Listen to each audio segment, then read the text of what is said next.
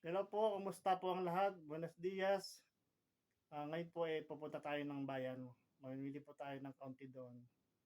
Ah, yung ating burger at saka magluluto tayo ng kare-kare. So, mamimili tayo ng ingredients ng kare-kare. Magkita-kita po tayo ngayon doon. Andito po tayo sa pamilihan ng baka, tuwalya. Ito po. Nakabili na po tayo ng mga gulay.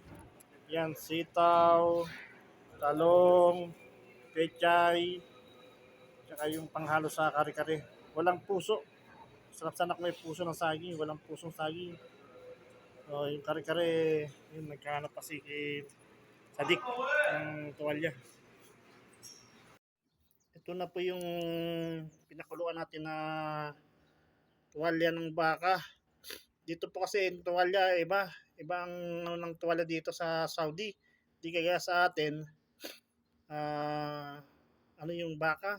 Maganda yung kinakain dito iba ang kinakain ng mga baka dito. Kakunti lang ang damo dito Kapag karamihan puro mga feeds. Yan po. Dalawang beses ko po to pinakuluan. Unang kulo, tinapon ko yung tubig. Tapos ngayon po, pinakuluan ko ulit. Unang kulo, mga 1 oras. Tapos tapon tubig. Tapos pangalawang kulo, pinakuluan ko sa tanglad. Para po mawala yung medyo anggo. Kasi matapang talaga yung baka dito. Para mawala yung konti ng ano niya, ang anggo. Yung amoy ng tuwalya. Mamaya po, lulutuin na po natin yan. Sige po. Ito na po yung ating mga gulay sa kare-kare. Ito po yung ating bawang at saka sibuyas. Ito po yung ating tuwalya. At maglalagay po tayo ng konting laman. Maghalo po tayo ng konting laman sa kare-kare para may laman. So, prepare ko pa muna itong mga gagamitin natin. Ito po tayo magluluto. Bali po yung gulay ay bablanch lang po natin. Dahil marami po tayo lulutuin na kare-kare. Isa po tayo ng ating bawang sibuyas. Isa po muna natin yung ating bawang at sibuyas. Hintayin lang po natin medyo maluto yung sibuyas. Kailangan po natin lutuin yung sibuyas para po yung ulam hindi po agad mapanis. Kailangan talaga yung lutong-luto yung sibuyas. Yan po ang isang problema kapag hindi naluto ng sibuyas ang mabuti. Madaling mapanis po. Pag-isa po natin ng ating bawang at sibuyas, bigay po natin yung lamang.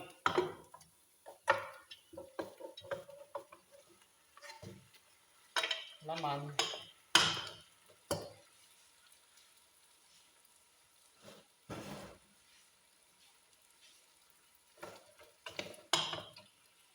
Lagyan na rin natin yung ating tuwalya.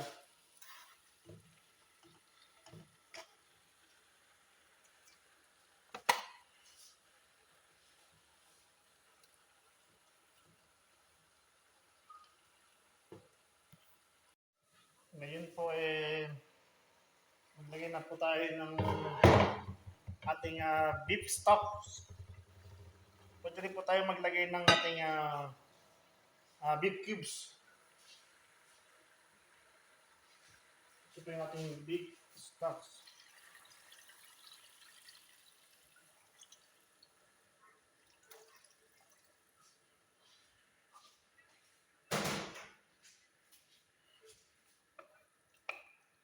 Kaya muna natin yung kumulo.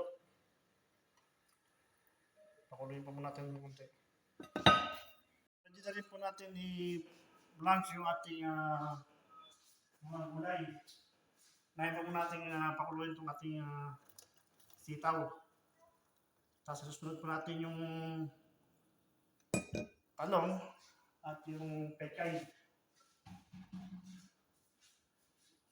Lalagyan na po natin yung ating mga kare-kare mix. Kumukulo na po yung ating ano.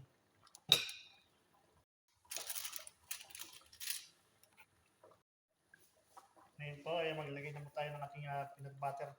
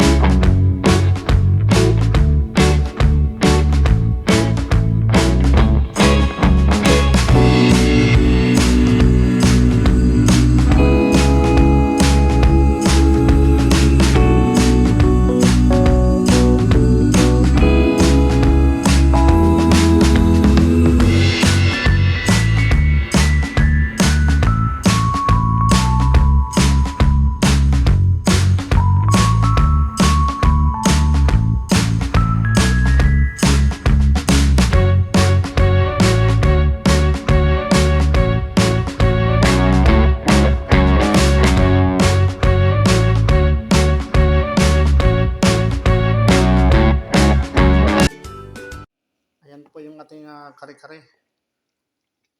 Luto na po yan. Medyo palalaputin na lang. Pero meron po kasi iba na gusto yung ganito lang lapot. Ayaw nila yung medyo tuyo-tuyo. So okay na yan, gulay na lang. Pinablanch na natin yung gulay. Mamaya i-serve na natin yan. Yan po, binablanch po na po natin yung ating pechay. Luto na po yung ating kare-kare. At ito po yung dito po natin siya ilalagay. May dalawang lagayan po yan. Ito po yung ating binlanch na sitaw at talong. Dito na po natin siya ilalagay. Yan na po, ready na po ang ating kare-kare.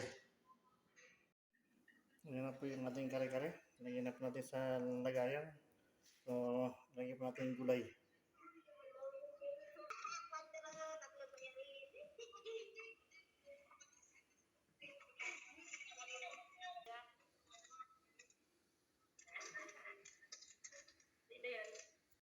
Ayan na po. Ready na. Lagyan lang ng konting sauce sa ibabaw. At pwede na po natin i-deliver itong ating order po sa atin yan eh.